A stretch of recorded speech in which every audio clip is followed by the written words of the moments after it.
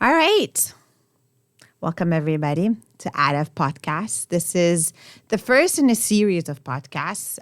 For us, what is important is to set the table, if you will, on development. So we'll be going through a few podcasts where we're talking about the basic stuff related to development, the definitions that we often use in development, but also some of the really important factors that actually impact how we should be seeing development and how we should be understanding development as is. So today's podcast is actually focused on the policy space. And for the benefit of everyone, maybe a quick reminder of what the policy space is. Policy space is the space that is available for every government and state institutions, really, to make decisions for themselves or for the population and to actually be able to implement these decisions. So anything that is there to limit this decision-making process or put conditions on this decision-making process actually negatively impacts the policy space of the government and the state itself. And anything that helps enlarge this policy space will help actually, in many ways, if there is a willingness to do so, help the government respond to the people's needs and build a better relationship between the state and the population. So really thinking about the policy space and in enacting, developing, implementing policies for the benefit of the population themselves. And Nana here has done work on linking the policy space to the legitimacy of the state. So maybe you can say a few words about that. Okay, well, speaking about policy space, what I remember was that no country in the world is able to attain full policy space, with the exception of extreme authoritative regimes. But even in those regimes, they still have limitations as to what they can do and what they can do. And my work was focused on policy space and its implication on state legitimacy in Francophone West African countries. So I looked at how much room they have. So then in speaking about policy space, just drawing back on what you said, it's about the amount of room that countries have to implement their policies or, to maneuver. And I remember that I categorized them into, so then international obligations and big players in the international world. So these two are the external forces that really, really impact the policy space of a country. But then also there are internal factors that really either enlarge or restrain the policy space that countries have to implement their policies. And it's really important to look at it this way for two reasons, primarily. One is we often hear about, well, it's really important for the political leaders to make decisions. Why aren't they making decisions? We need political leadership. We need people who will try to do something for their people. And the other part of it is when we look at the policy space, we also start to understand how much the state is capable of being present in people's lives and that building of the relationship with the state and society, and then being able to really be present and legitimate in the eyes of the population. So that's why it's really important to actually assess what a policy space is and how much there is. And it's not black or white, as you were saying. There are no extremes. You don't have full policy space or zero policy space. There is a gray zone, and it depends on where you sit on that gray zone. And that gray zone will then allow you to know what limitations you have. And I think this is a really important subject because often when we deal with people who are coming from non-Western based countries, they often say to us, well, my government is corrupt. My government is not responding to me. My state is not here for me. And then when you try to explain to them that there are limits as to what the state can actually do, as to what either president or whoever can actually, do as far as the population is concerned, they're a little bit shocked. Right? And so I think it's really important for us, maybe now, if we can, to unpack some of the limitations or some of the issues that impact the policy space of a country. And it could be in a positive way and it could be in a negative way. Right?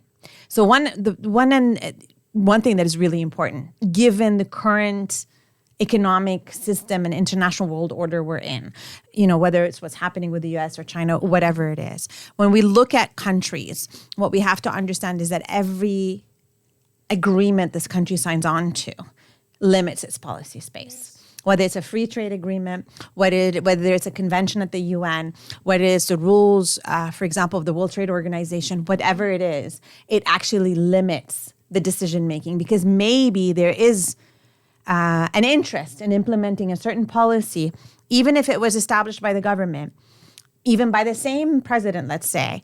And then later there's a decision to change that policy, but they can't really change it because they're beholden to what they signed on to. That's true. Right? And so the policy space very much in this day and age, with the amount of interconnectedness that we're on, and also the global systems that we have in place and that we've signed on to in place, have a significant impact on what a country can do. So one of the issues related to that global space, maybe if we want to talk very quickly about vaccines, for example. One of the reasons that a lot of countries cannot develop their own vaccines is because of the policies on intellectual property rights. And these policies make it such that the actual knowledge or coding of these vaccines cannot be transferred or offered to others, and the others cannot copy them. If you do try to copy them, then there are legal consequences for that. And that comes with all of the aspects of the World Trade Organization and what the World Trade Organization has to offer. And therefore, when a country signs up to the World Trade Organization, becomes a member to the World Trade Organization, they have to abide by that. And then we ask ourselves, well, why is it that we have to wait for vaccines to be given to us by these countries that develop these vaccines? Well, one of them is because you agreed not to copy these vaccines, and you agreed that these vaccines would be protected by intellectual property rights, and that you'd have to go back to the holders of this intellectual property right.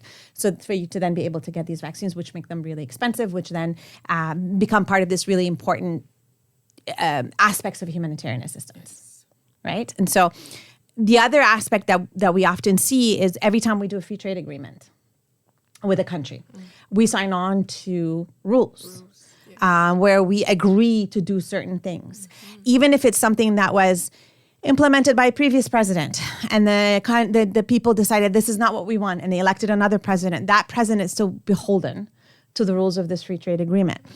Right. The same thing, we can talk about all of the rest of the international commitments. Like I said, the UN, the World Bank, the International Monetary Fund, and so forth. So there are a lot of mechanisms at the global level that make it such that the policy space, the decision-making space, and the options that are available to a country and the government of a country become limited. And so the more this country is signed up to these aspects, and the more this country cannot deal with the negative consequences if it breaks one of these aspects, because some countries have the means to go to, let's say, the World Trade Organization court, where they can bring a case and fight it for years because they have the funds to do so, whereas other countries don't have the financial capacity or the human resources to be able to do so. So I think that is a really important part of it, which is that international system that we are in. The second part is the internal. Okay, no, but before you jump onto the internal, adding to the issue of vaccines is the bigger problem of industrialization. So then importation, let's say technology. A lot of the time, developing countries are blamed for only exporting raw materials, that they add no value to their product and they only export. And for example, I read somewhere, Kenya produces some of the best tea in the world, but they are not able to export the tea as a product, but rather the raw materials to be produced for them. And that is true of many other African countries, or even if they are not African, the developing countries that deal mostly in raw materials, because they don't have access to that technology that allows them to function and create their own value-added products because of this limitation that you spoke about on technology, intellectual property rights, and all of these limitations that really restrain the policy space for them to do as they please in terms of exportation or what to even allow into their country and whatnot. And part of that, too, it is the technology, but it is also an internal aspect in a sense where when you have so much foreign investment coming in, and when you're relying on exports and you're relying on the ability to perhaps be integrated into the chain somewhere at some point and not being able to really move up that chain to be able to then really develop the raw material. That is one of the major problems that we have. But the other part too that I think is I wanted to talk a little bit more internally, or as far as internal aspects are concerned. When you have a large deficit and when you're highly indebted, you're not starting from a good step forward, right? You have potential, you're weakened, you're vulnerable. And you're in a situation where then you have to accept certain things that otherwise you wouldn't make, even if you're not under the structural adjustment programs or under any of the programs related to the International Monetary Fund or the World Bank or concessionary loans or whatnot. The moment you have a large deficit, the moment you have a large portfolio of loans that you have to pay back is the moment where your policy space starts to shrink. That's true. The moment that your elites are aligned with elites that are outside and less with what the country needs and the rest of the population needs is the moment where your policy space shrinks. Because you know that when you start implementing certain things, if the elites are unhappy, they have other means to react to it economically, politically, or socially and whatnot. So then again, there's this issue of internal dynamics that play a significant role in how much space you really have in the decision making. And then, we can talk about the economic crises. The international system right now and the economy is very contagious from one country to the other, if we could say. So when there is a crisis in one area, most likely most of the places will feel it to varying extents, depending on what capacities they have, but to varying extents. And so when you don't have the ability or the capacity because you're in a huge deficit, or you don't have a very industrialized or a very robust economy internally, your borders are completely open to trade and to flows of financial flows, and maybe you have debts or whatever it is, you are more likely to feel the negative effects of that contagion. And where at that point, then you realize that you're responding to stabilize rather than responding to the needs of your population, making decisions that it's best for your population. So you're following indicators on how to minimize the contagion that's coming in rather than how to improve your own society and to improve your own market. And that also comes with the idea of how much bargaining power do you really hold. And a lot of that bargaining power is limited when you have multinational corporations that are way more powerful than you. They have a budget bigger than your own budget as a country, as a government. You tend to rely on them heavily, and we've seen the consequences of that as well, right? So if you don't have the upper hand in the negotiations, you're not likely going to get much. And so the more you don't get, the less your policy space is. And I'll say that the effects, even if it's short term, is that you can respond to external shocks. Because if this is the everyday affair, as you said, it's a contagion. So you don't have much power at the negotiating table.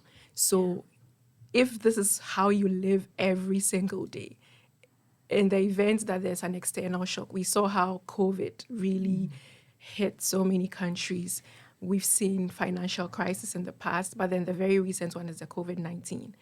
Because it's always the same game that is going on. In the time of crisis, you realize that your economy really shrinks because then you didn't even have good policy space to start off with. So when external events occur, then it just leads you to shut down and you become paralyzed. You can't do much because that's what you've been doing the entire time. And especially if you're in deficits, or especially if you have limited capacity. And so you can't invest in counter-cyclical economic processes that actually can manage, as what happened in COVID, can manage the negative effects of the market so that one day it can actually pick up thereafter, right? Or when you're in a situation where you're relying so much on external investments coming in that you don't know what that shock might mean for these external investments, and that you're just ready to do what is necessary for these investments to come in rather than what's necessary for the population. And so I think this is a very high level analysis of the policy space because we don't have too much time to go into each and every piece of it. But if you're interested, we can do so later. But I think it's, if we look at all of this, we realize that we're not saying that a government can't make any decisions. But what we're saying is, depending on the circumstances the government finds itself in, that policy space to make these decisions could either be large or it could be smaller. And what studies have shown, especially using these indicators or measurements that we've talked about, studies have shown that most of the non-Western countries that are not as economically vibrant, if I could say, as others, tend to have much severely limited policy space, especially when there's internal division, especially when elites are turned towards the outside rather than the inside, and they're being instrumentalized perhaps, or the population is also being instrumentalized. But I think what's also really important is that, as we started off the conversation, when that policy space is very limited, that means there's an impact on the relationship between the society and the state. That's true. Because when the policy space is really limited and the state is doing what is necessary to follow these rules and to put out fires and to be able to engage what is necessary and what's needed by the powers that are pulling the strings or by the commitments that it's signed on to, it has very little left over to actually take care of its population, to respond to the basic needs of its population, even if it wanted to, but also to build that relationship with the population. Yes. And when you don't have that, no matter how much you want to implement a democratic system, no matter how much you want to implement another governance system that is responsive to people, it's not going to work because you've proven that your ability to turn inwards in respect to taking care of your people is much limited or more limited than the necessity of turning outwards because of all the commitments that you've made in the situation that you find yourself in. And so a lot of the governance issues that we see are also very much linked to that policy space.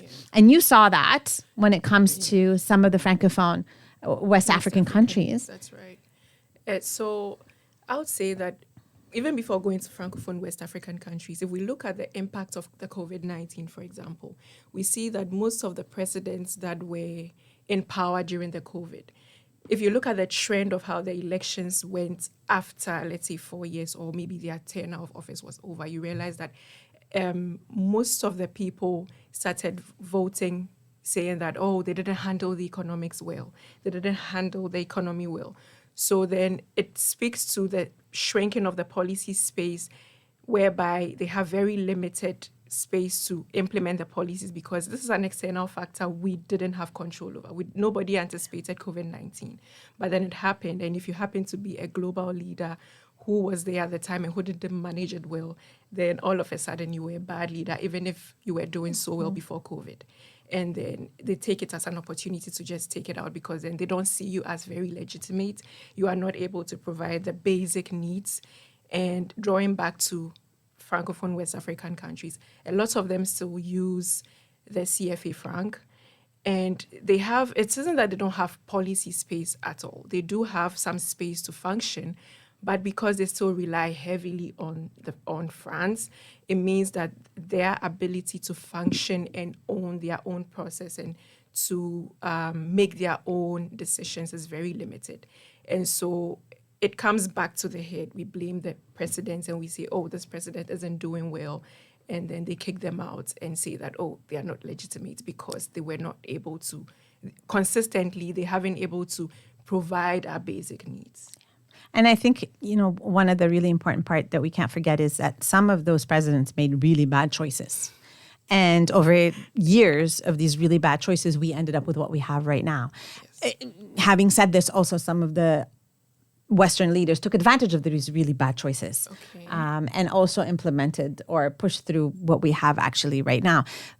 And I think it's really important to recognize, though, that no matter how much of a bad choice you make, or a leader makes, a society should not be held accountable to that and be led by this bad decision-making for 50, 60 years, and sometimes more, depending on the country.